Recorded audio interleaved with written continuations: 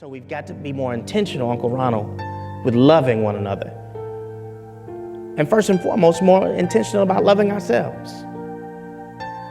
I'll end with this. And you've heard me say this time and time again. But as we learn how to function in this new thought process and feeling, we're going to review some scriptures, and they're going to come more alive to you.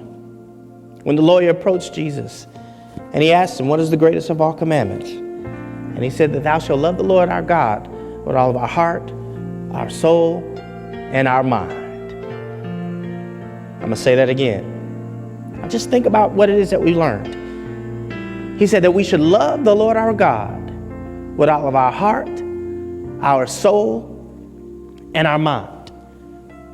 Now we've learned that Jesus was speaking multi-dimensional every time he opened his mouth. And so as we're reviewing these scriptures, we just found out that what happens in our mind is a mental picture. So who do you imagine God to be? I'm going to say that again. What do you imagine when you have a mental picture of the Most High God? He said that we should love the Lord our God with all of our heart, our soul, and our mind. But he went on, Brother Tim, to say, but the second, some of y'all got it already, is how we do the first, or likened onto the first. The second is how we do the first, that we should love our neighbor as ourselves. For how can you love a God who you can't see? And you can't love me, who you engage and encounter on a regular basis. He was giving insight to the fact that we would be the firstborn. He would be the firstborn of many brethren. That we literally would be resurrected into a higher sense of ourselves. And when we begin to look for God on the outside, that we actually begin to look for God in one another. For he said he came to take residence on the inside of us. While we're looking to the sky, he's saying, why don't you look within? Learn to love yourself.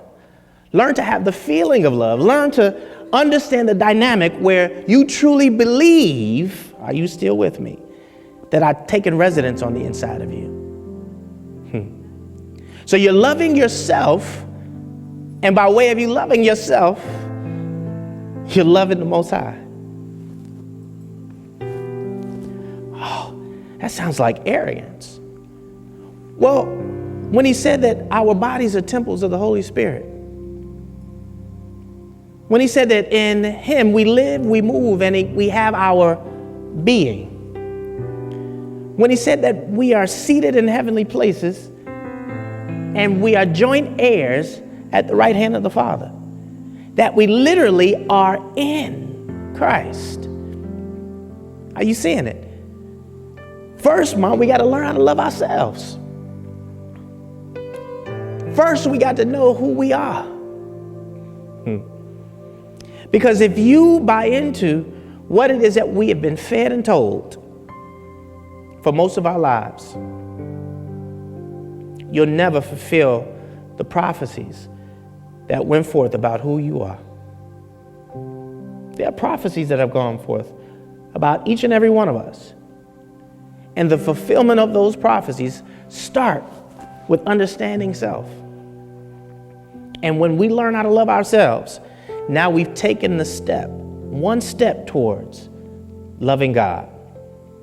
But he said it doesn't stop there.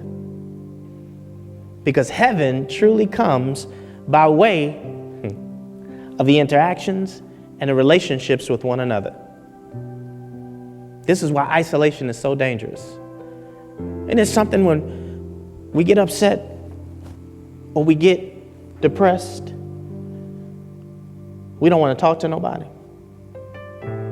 Because literally heaven resides between what it is that you and I can create with one another. When we understand that, we'll value our relationships with one another. As soon as something rises up in me and it looks like anger, I'll hold fast to the profession of my hope with respect to the relationship and the heaven that can be created by way of us. We fall subject to anger and we guard our hearts the wrong way. We guard our hearts by getting angry and upset with one another and then lashing out. And we call that guarding our hearts. That's not what he meant when he said, and above all else. He was talking about guarded to the point where we literally don't judge, Angela. I made a statement, and this was the challenge that I'd like to put out to the church at large. One of the most horrible acts is the violation sexually that happens by way of someone who has more power towards one another, or towards someone else, I should say. I'm gonna go and tell on myself. Calvin had me go and watch The Wire. I'm at season 4 at the end. Season finale, I'm gonna finish it today and watch the last season. But I remembered when it was I was watching the Hidden Color documentaries, and something stood out to me, Calvin, and I don't know if you remember this, but I talked about Baltimore. And whether you know it or not, I'm behind the time because The Wire came out in 2002, 2003, 2004. But it's a reason that this came up.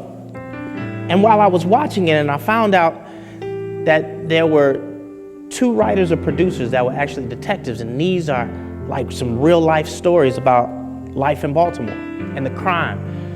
Even Mama was sitting there and she couldn't believe how this young child was talking. Now that's not our present reality. At least our children don't talk like that around us, right? But what it said as I was watching it, because they only made one reference to sexual molestation. Only one reference. But as I went back and I reviewed the documentary again, or parts of the documentary, it came back that 9 out of 10 women in Baltimore have been subject to some level of molestation or incest. And 7 out of 10 men or boys, 70% of all males in the city of Baltimore, in the dilapidated areas of Baltimore, the projects, if you will, have been subject to some level of incest or molestation. And then they got one, Omar. Everybody fears Omar. And they just call him out of his name because he's a homosexual gangster. But you don't see his sexual origin when you see him coming. So now what's happening is no longer are we identifying with even the feminine aspects of what happens to a child that was molested. Some of them are acting out in rage. And if we don't understand this and identify with it, now we're blessed here at this church. We are so blessed. Our children are blessed. But let me tell you something about who our children go to school with. Our children go to school with people who have been subject to a lot of abuse. Our children represent a light in a realm of darkness in today's age and society. What we are creating and have created to some degree here is not only a safe haven, but a training center where we're literally putting out a certain type of child that we train them up in the way that they should go. Sound familiar? That when they're old, they won't depart from it. I brought up The Wire in Baltimore because it represents something that a lot of us, we don't even think beyond our past. So these young men in Baltimore 7 out of 10, remember? 70% of these black males have been subject to some level of incest and molestation. Well, what happens to the young boy that was raped or molested all of his adolescent years? And now he grows up and becomes strong, or if he's worked out to the point where he can see someone weaker. There's a tendency for that young man who's now a man to then abuse the next child. You see where I'm going? Now us, Brother Calvin, the first thing we want to do is when we think of that, we want to keep ours away from that, right? We want to make sure that we don't associate with anyone that has been subject to that. Or let us find out that there's someone on our block. Y'all know you can look it up. On our block that literally has got to report or show themselves to have done something like that. I'm going to challenge you here. Do you have the tendency to love them? You see it now? Now watch this. What did Jesus say? Love the Lord our God with all of our heart, our soul, and our mind. But the second is how we do the first. That man is your physical neighbor. So he's saying extend the same love that you would want for yourself to that person. Now see your faces. The challenge has gone forth. Yeah, we ain't come to church for that. Just give me a Jesus speech and tell me how much Jesus loved me. But don't tell me I got to go love a molester or a rapist. Do you know that that man was subject to molestation and rape as a child? And the one who raped him when he was a child, 9 times out of 10 was subject to molestation and rape. And that there's a vicious cycle that you don't know who you're coming in contact with now, because it happens here in Chicago as well. It's just per capita in Baltimore, it's happening at such a large rate and scale. Let me talk to my sisters for a minute, and my daughters. You don't know if the pretty boy that you liking on, oh, now I get it. See, you can love him as long as you didn't know that he had tendencies. I'm watching another series. I don't want to tell y'all about all my series I'm watching, but at the firehouse, ain't a whole lot to do. Greenleaf. How many of y'all watch Greenleaf? Nobody in here. Greenleaf is about a mega church and some things happening in the church. And I remember this one moment. It was this guy, he was struggling with homosexuality. When I say struggling, he had not done anything. He had not acted out on it. But what was being shown was the thoughts that he was wrestling with. And so his wife sensed that there was something wrong. And so what she did is what most of us do, and we don't mean it. We ask for the truth, but we really don't want to know the truth. Why am I bringing this up? Because a lot of times, people are acting out from things that they're wrestling with. And Dominique, if you asked the boy to be honest with what he's wrestling with, you better be prepared that if you're opening your heart and you're that person, what are we talking about? The feeling and the belief? What are we talking about? The heart versus the mind? What are we talking about? Loving our neighbor as ourselves. how is it that they're going to get beyond that? So I want to open this up because most of us don't even think beyond what we know about someone.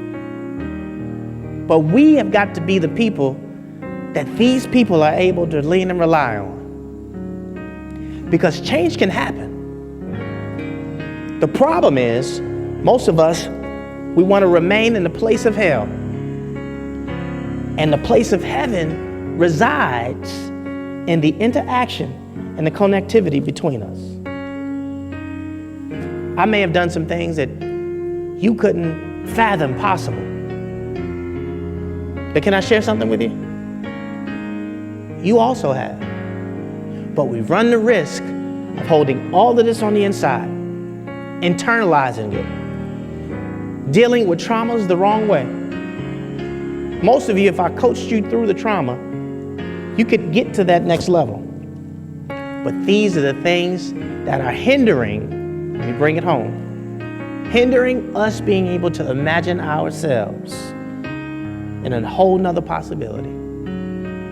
Because the reality of it is that's not the place where you're going to create from. That's where it starts. Learn to forgive yourself. And then us, as the elders, the spiritual guides, Uncle Tony, we've got to be in a place that no matter what a person tells us, that we will love them from our hearts. We would literally offer the agape love that has been extended to us. We would be the living epistle. We would be the answer that they need.